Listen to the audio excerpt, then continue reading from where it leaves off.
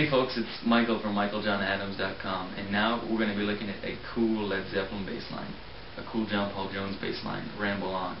Now I like this bass line because it's got that really melodic sounding thing in the verses, but then in the choruses it goes to this busy rock out part, and then at the end when they're jamming, it turns into like a Tower of Power bass line, and John Paul Jones really plays a lot of these cool little figures that I think, I'll check one or two of those out. But yeah, let's jump right in and check out that first part. Okay, so in the verse, we've got this cool little melodic line. Let's check it out.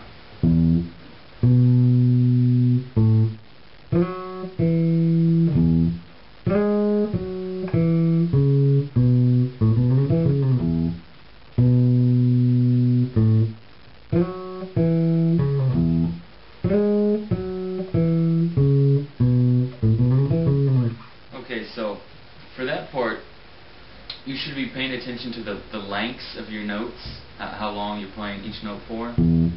The downbeats are kind of short, and then these higher notes, you'll want to play them a bit longer.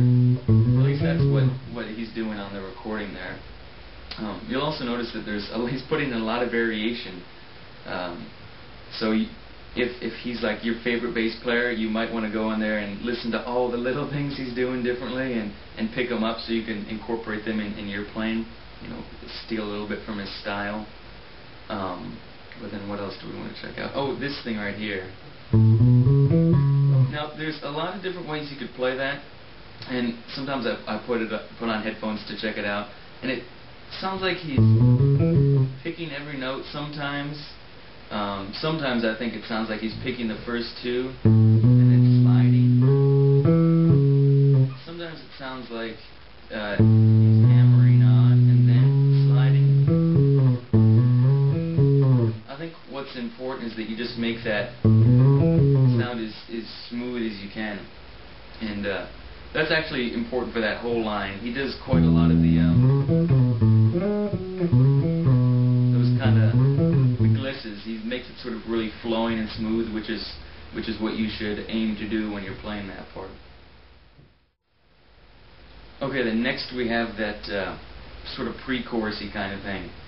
It's the first time John Paul Jones plays his low E in the song.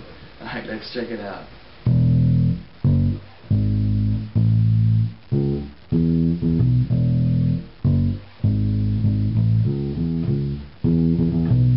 Pretty simple. Important thing to do is there lock in with the rhythm of Bonham, what he's doing for this part. And then there's that at the end of the phrase, there's that little figure there, and it happens again at the end of the second half. And I think you're actually playing, your figure is matching what the drums are doing, so that's something you might want to check out. But yeah, for the most part, it's pretty simple. Just lock in with the drums, and you'll be okay.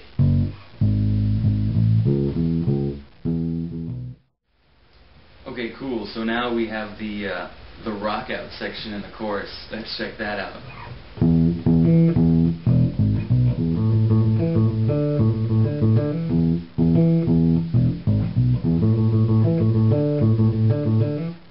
What's going on there?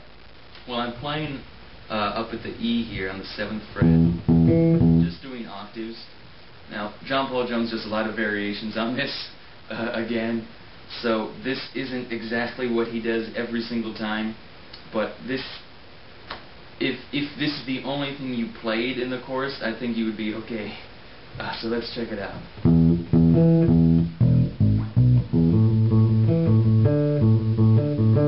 Let's check out the first part. There's a lot of different ways you can get up here. That'll be the tricky part, getting from down here in a way that's smooth. Yeah, and you could try doing that. I kind of like just using my index finger and then bringing in my middle finger here. Kind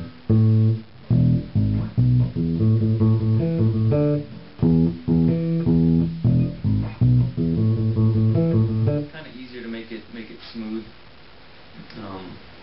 But then for this part right here, it's mostly right hand stuff, but it's important to note that I'm barring here.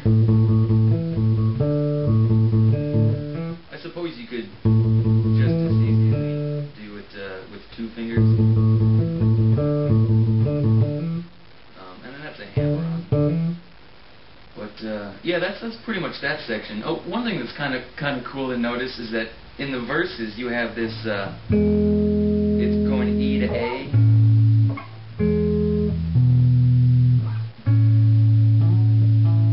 And then in the chorus you have the same thing. It's still doing E and then it's going up to A, but it's a completely different sounding bass line. Let's check out the two parts together. This is E and then A, and then back down to E, and then A, and then in the chorus, E, A,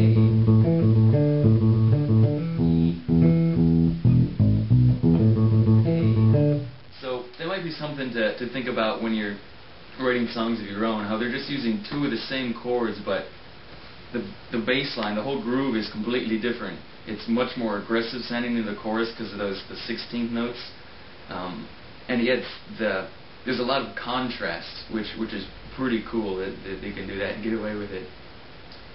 Okay, cool. Let's check out the bridge next.